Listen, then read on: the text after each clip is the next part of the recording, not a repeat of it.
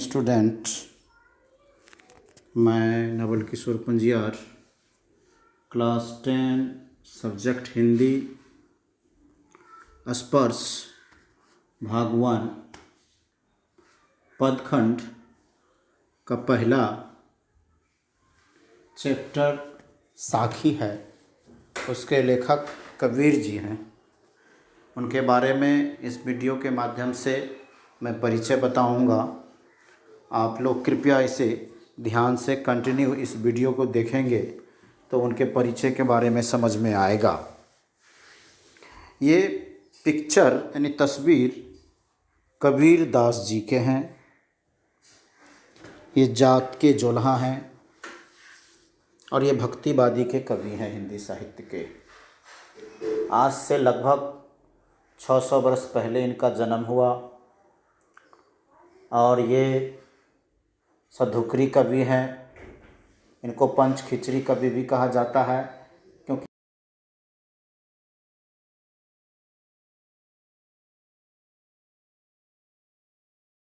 कवि या पंचमेल खिचड़ी कवि भी कहा जाता है और सधुकरी कवि भी कहा जाता है। तो आइए इनका परिचय वीडियो के माध्यम से शुरुआत करते हैं। तो नेक्स्ट पेज में क्या है सो देखेंगे।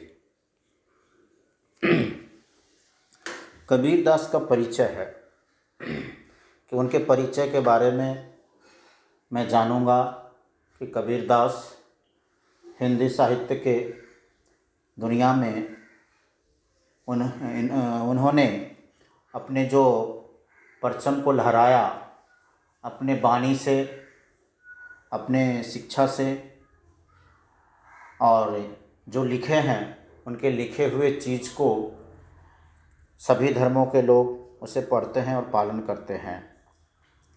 कबीर दास का जीवन परिचय। वह संत कबीर दास प्राचीन भारत के सबसे प्रसिद्ध कवियों की सूची में सबसे प्रथम स्थान पर आते हैं।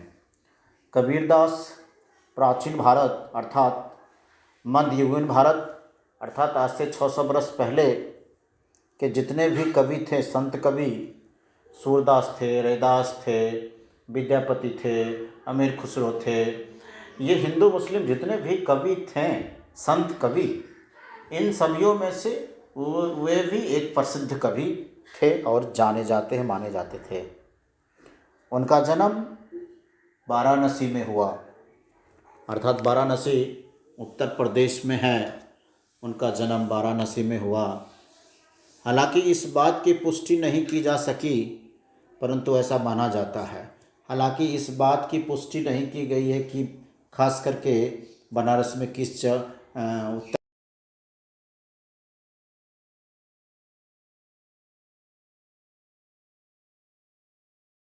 उनका जन्म 1400 के आसपास हुआ था। 1400 के आसपास ही हुआ था, क्योंकि 1400 में ही हुआ था ऐसा बात नहीं, 1400 के आसपास हुआ था ऐसा बोला जा रहा है। उनके माता पिता के बारे में भी यह प्रमाणित नहीं है, यह प्रूफ नहीं है, प्रमाणित नहीं है कि उन्होंने कबीर दास को जन्म दिया है, क्योंकि कबीर दास कहीं पर थे, उसको एक जुल्हा ने उठा लिया था और उसे लालन पालन किया, तो वो नहीं जानते कि ये इनके माता पिता कौन है, इनके माता पिता हिंदू हैं कि मुस्लिम हैं, ये कोई नहीं जानता है। लेकिन एक जोल्हा ने इसे पालन पोषण किया और उनको संस्कार देकर उनको बड़े किया। कबीरदास को स्पष्टता नहीं हुई कि उनके माता पिता कौन। स्पष्ट रूप से 1400 के लगभग उनका जन्म है हुआ। कबीर ने खुद को अपनी कई रचनाएं में जोल्हा कहा है। कबीर के बहुत जितने रचनाएं हैं उसमें उन्होंने जोल्हा कहा है। जोल्हा अर्थात हिंदू धर्म में एक जाति होता है, जोल्हा जाति के होते हैं, क्योंकि वो जोल्हा जाति के जोल्हा जाति के यहाँ माने लालन और पालन हुए थे। जोल्हा जाति के ही पास रहकर उनका लालन पालन हुआ था, इसलिए उनके रचनाओं में जोल्हा शब्द का ज़्यादा जिक्र हुआ है, ज़्यादा प्रयोग हुआ है। और वे सदुक्री कवि, पंचमेल खिचड़ी कवि के रूप में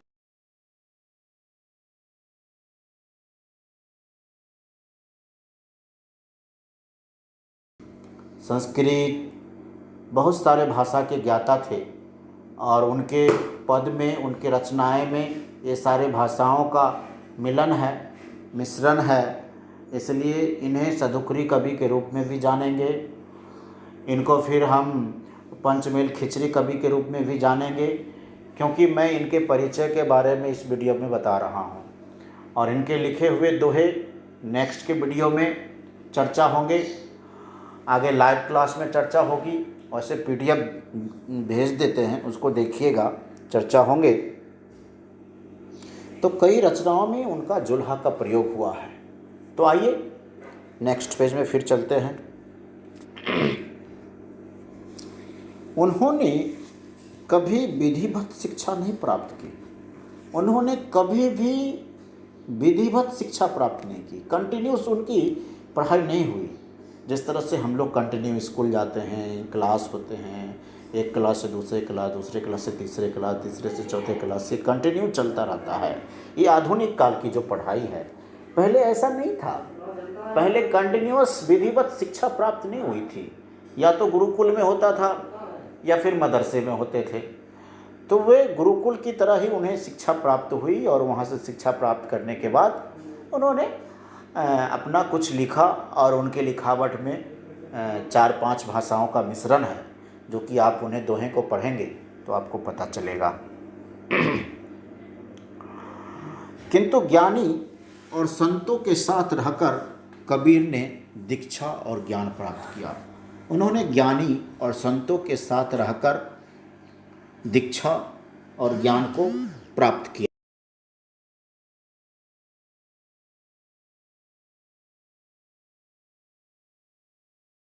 उनके मन में रहा और उन्होंने शिक्षा को प्राप्त किया, जिस कारण से उन्हें संत कवि के रूप में भी लोग जानते हैं।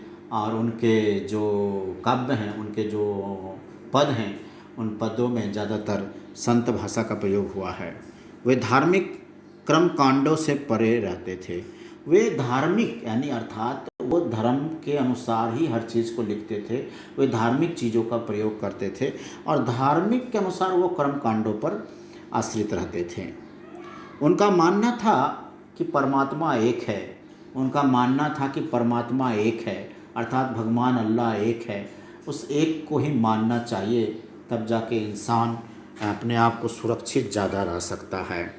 परमात्मा एक है, इसलिए वह हर धर्म की आलोचना और प्रशंसा करते थे। इसलिए वे हर धर्म की प्रशंसा, आलोचना करते थे कि परमात्मा एक है, यानी कि एक ही है जो दुनिया को चलाते हैं। इसलिए वे सभी धर्मों के लोग के साथ उनका व्यवहार, विचार अच्छा था। वे आलोचना सब समय करते थे सभी धर्मों के ऊपर। उन्होंने कई कविताएं गाई है, उन्होंने कई कविताएं लिखे हैं, गाए हैं, बोले हैं। और मैंने पहले भी बोला हूँ, उनके कविताओं में नाना प्रकार के भाषाओं का परिवर्तन है और वगैरह वगैरह। उनके भाषाओं को जानने के बाद हमें ऐसा महसूस होगा कि हम एक अभी भी आधुनिक भारत में जो रहते हैं लोग क्षत्रिय भाषा का प्रयोग करते हैं, उनके कविता को जानने के बाद हमें प्राप्त हो जाएगा। जो आज के सामाजिक